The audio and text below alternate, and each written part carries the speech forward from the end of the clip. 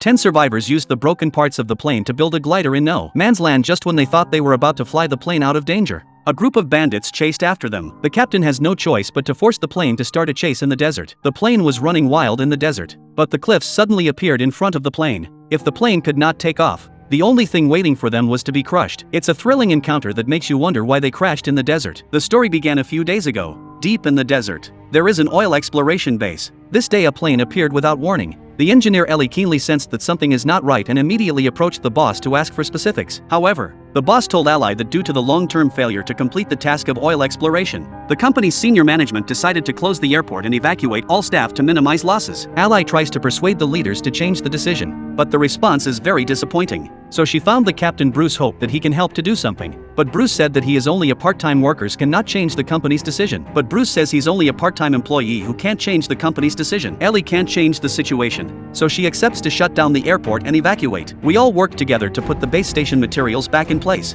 and then each of us carried our own luggage and prepared to board the plane to leave the place. Just as the plane was about to take off, a mysterious man hurried toward the plane, identifying himself as a backpacker hoping to board the plane. Bruce looked at the man's simple face and after a moment's hesitation agreed to let him board the plane, but at this time, all the people on board did not realize that this seemingly ordinary decision was about to bring them a terrible nightmare. Shortly after the plane took off, an extremely rare sandstorm suddenly appeared in front of the plane, and the co-pilot, Paul, suggested that we return to the plane and wait for the sandstorm to pass before resuming our journey. But Bruce didn't feel the same way.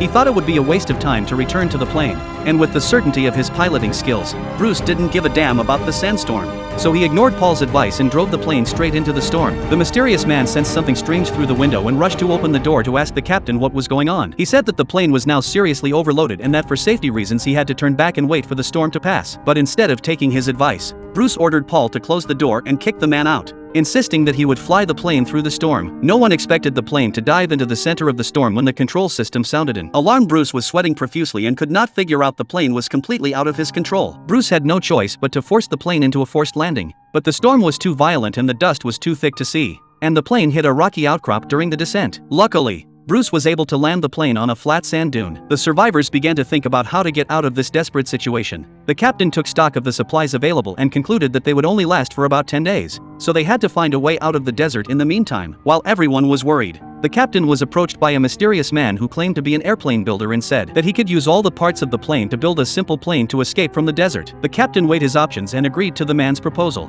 and soon they began assembling the plane to escape the desert.